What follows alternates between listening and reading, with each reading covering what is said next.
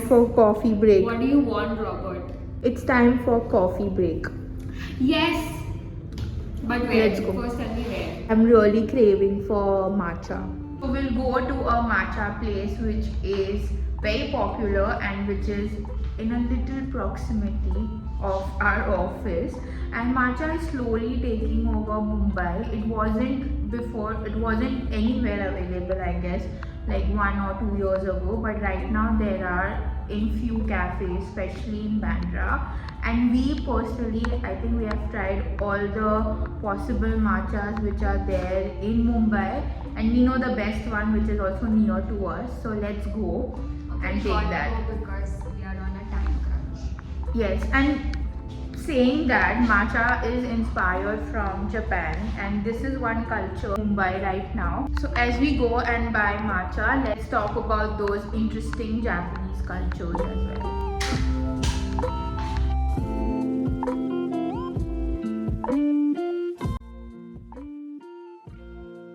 The matcha we are having is of Veronica's, which is served in O Pedro.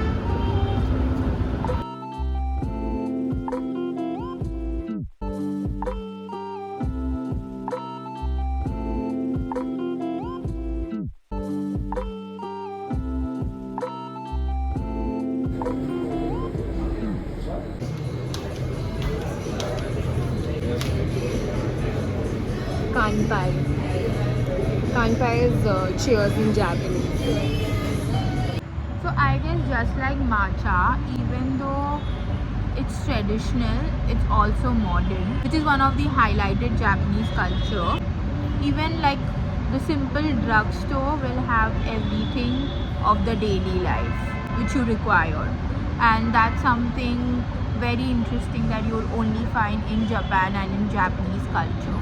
Yes, I've also heard like even the food that you get at 7-Eleven, which is a very popular convenient Japanese convenience store, the quality of the food is also very nice, that people actually really start liking, and then it gets out of stock.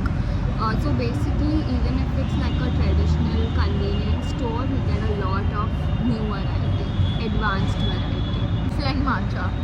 Like Yeah. it's so traditional drink, the tea, but now it's Yeah. become like a cafe culture vibe, like a club. Like coffee. Yeah. It's very interesting fact I find about Japanese culture is KFC at Christmas. They actually have KFC as their Christmas tradition, which is actually so different than all the traditions that Christmas follows. Like Christmas is more about having home cooked meal or the plum cake and everything, but Japan does it completely different. They actually go to KFC and have their KFC menu, like the real one. Other interesting Japanese culture fact was that it has the highest number of vending machines. It is like one vending machine for every 23 people. Here in India, comparatively, there is no vending machines anywhere apart from airports, I guess. Yeah, and vending machines for a very different kind of variety. It's not like only the type of food or the chips that you get, but they have vending machines for a lot of things. Like you have mini like this size of cakes available in the vending machine. So it was like a cup noodle but cup cake. For the next one, we'll take you to our next place. We are back where we started, in our office. The next cultural thing that we liked about Japan is that they are very considerate. For example, I think they care and they think of everyone who's traveling or just in the city.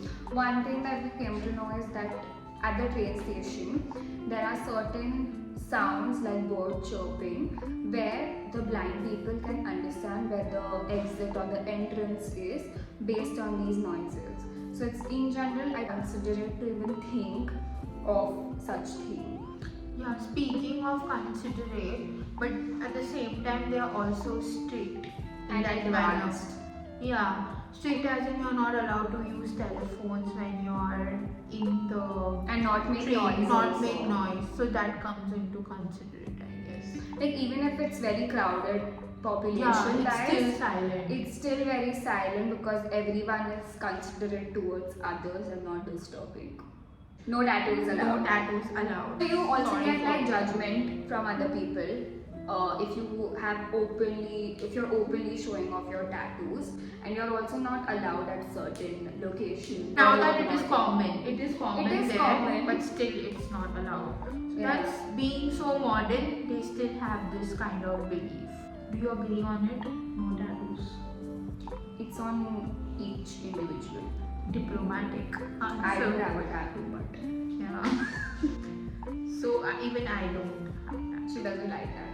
Japanese street doesn't have names, but it's named by blocks and number, which is actually really very good, because if you're a tourist, and even if you're not a tourist or immigrant, it's very difficult to pronounce the words, even though you know the language. Yeah, so it's easy. Yeah, especially when you are, alone and traveling. I think numbers and blocks are a better way to communicate rather than the big street names. And I think in India now it is happening in corporates. Fifth Just the Avenue. number. Just the number.